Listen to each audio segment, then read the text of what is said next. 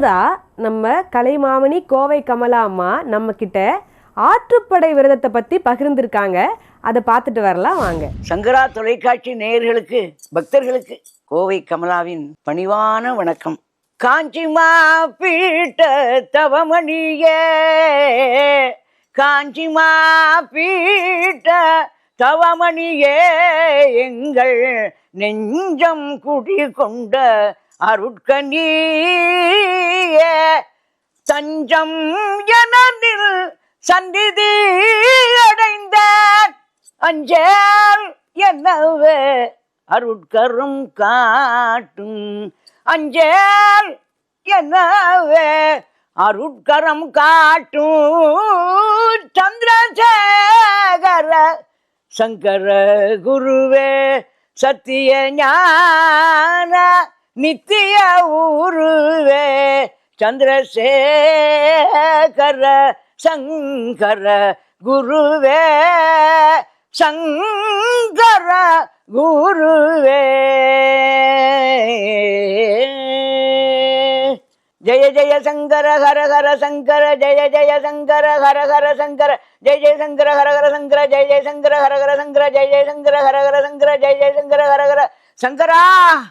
முருகா முருகா, ஆறுபடை வீடும் அருள் வழங்கும் முருகா, அருகே நீ ஓடோடிவா.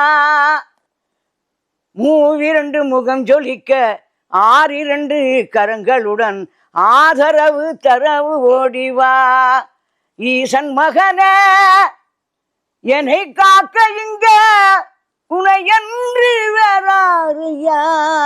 முருகா, நெஞ்சார நான் நினைக்க பஞ்சாமிருதம் கொடுக்கும் ஒரு தெய்வம் நீதானையா, ஒரு தெய்வம் நீதானையா. முருகா, உனையன்று யாருப்பா காப்பாற்ற முடியும் என்னப்பனே. முருகா முருகா முருகா முருகா முருகா, ஆறுபடை வீடும் அருள் வழங்கும் முருகா. எத்தனையோ ஸ்தலங்கள் எல்லாமே சிறப்பு தான். அதில் ஆறுபடைய ஒரு வரிசைப்படுத்தி நம்ம திருமுருகாற்றுப்படைன்னு நம்ம நக்கீரர் இருக்காரனோ, அவர் இந்த ஆறுபடையும் ஒரு வரிசைப்படுத்தி, ஆறு எப்படி கரெக்டாக ஒரு ஒரு ஊராக நுழைஞ்சு போய் இங்கேருந்து அங்கே போ அங்கேருந்து அப்படி போகிறதோ, அது மாதிரி ஒவ்வொரு ஊராக முதல் படை வீடு, ரெண்டாவது படை வீடு, மூணாவது படை வீடு, நாலாவது படை வீடு, அஞ்சாவது படை வீடு, ஆறாவது படை வீடு, அதான் திருமுருகாற்றுப்படைன்னு நக்கீரர் எழுதியிருக்கார். அது ரொம்ப பெரிய ஒரு விஷயம். ஏன்னா அதை வரிசைப்படுத்தியிருக்காரனோ, இல்லாட்டா இங்கேருந்து நம்ம ரெண்டாவது படை எப்படி வேணாலும் போகலாம். அது ஒன்றும் ஆறு படைக்கு போய்ட்டு அஞ்சுக்கு போகலாம், எல்லாமே ஒன்று தான். எல்லா இடத்துலையும் அவன் தானே இருக்கான். அவன் எங்கே போனால் என்ன, அதனால எங்கே போனாலும் அவன் தான். அதனால ஆறுபடை வீடும் அருள் வழங்கும் முருகான்னு, முருகா முருகா முருகா முருகா. ஆறுபடை வீடும் எப்போ வேணாலும் போகலாம், எந்த விரதம் வேணாலும் இருக்கலாம், எப்போதும் விரதம் இருக்கலாம். முருகனை நினச்சி எப்போதும் விரதம் இருக்கலாம். நம்ம ஆறுபடை வீட்டை பற்றியும் பார்த்தோம்.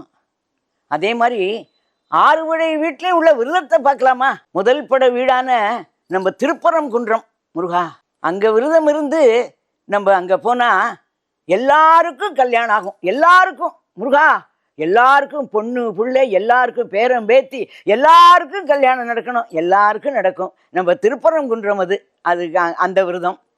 அடுத்தது நம்ம ரெண்டாவது பட வீடு திருச்செந்தூர். அதில் மன மகிழ்ச்சியும் பிள்ளை வரும் அங்கே கிடைக்கும். பிள்ளை பிறந்தா தானே எல்லாமே நமக்கு கிடைக்கும். அதனால் பிள்ளை வரம் கிடைக்கும் நம்ம திருச்செந்தூரில். முருகா முருகா முருகா. மூணாவது படை வீடு நம்ம பழனி. என்னப்பனே முருகா, அங்கே எல்லாமே கிடைக்கும். எல்லாமே அவன் ஆண்டி, குழந்தை, கிழவன், தலைவன், சித்தருக்கெல்லாம் தலைவன் இல்லையா? அதனால் அங்கே தலைவன்கிட்ட எல்லாமே கிடைக்குமோனும். அதனால் என்னப்போ பழனி ஆண்டவன். அதில் ஞானம் கிடைக்கும். ஏன்னா தெரியுமோன்னு உங்களுக்கு, பழனி அப்பா ஞான பழம் நீ அப்பா, தமிழ் ஞான பழம் நீ அப்பா. முருகா, பழம் நீ அப்பா, ஞானப்பழம் நீ அங்கே சொல்லிவிட்ட இல்லையா? நம்ம அபிப்பிராட்டி ஒன்று ஞானப்பழம்னு. அது மாதிரி அங்கே போனால் ஞானம் கிடைக்கும். ஞானம் கிடைச்சிட்டாலே எல்லாமே கிடைக்கணும். ஞானம் தானே முக்கியம். அவனுக்கு ஞானம் இல்லை அப்படின்னு தானே சொல்கிறோம். அதனால் ஞானம் கிடைக்கும் பழனியில். என்னப்பா பழனியாண்டவன், பழனியப்பா முருகா, பழனியில் கிடைக்கும். நாலாவது படை வீடு நம்ம சுவாமி மலை, தகப்பனுக்கே பாடம் சொல்லுவன்.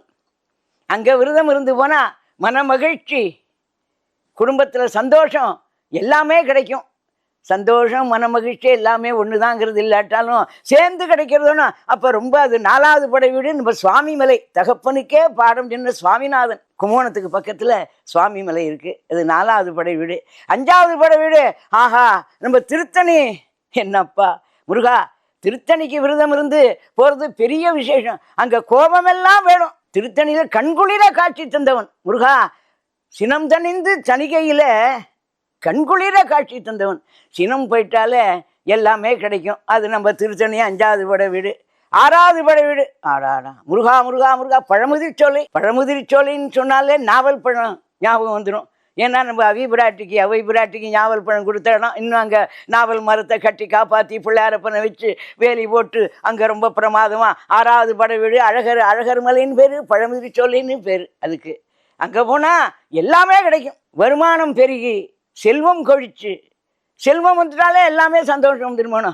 இந்த செல்வத்தில் தானே எல்லாம் இருக்குது அப்படின்னு சொல்கிறாங்க இல்லையா. அதுலேயும் இருக்குது, இல்லைன்னு சொல்லலை, அதுலேயும் இருக்குது. அதனால செல்வமும் கிடைக்கும். அது மாதிரி 6 படை வீடையும் வருஷப்படுத்தி அழகா திருமுருகாற்று படைன்னு நம்ம நக்கீரர் எழுதின மாதிரி அழகா எல்லா விரதத்தையும் இருந்து எல்லா நலன்களையும் பெற்று சுகவாழ்வு வாழணும்னு இந்த நேரத்தில் எல்லாம் வல்ல என் அப்பம் இறைவன் முருகனை வேண்டி எல்லாருக்கும் நான் ஆசீர்வாதம் பண்ணுறேன். முருகா முருகா முருகா முருகா முருகா முருகா.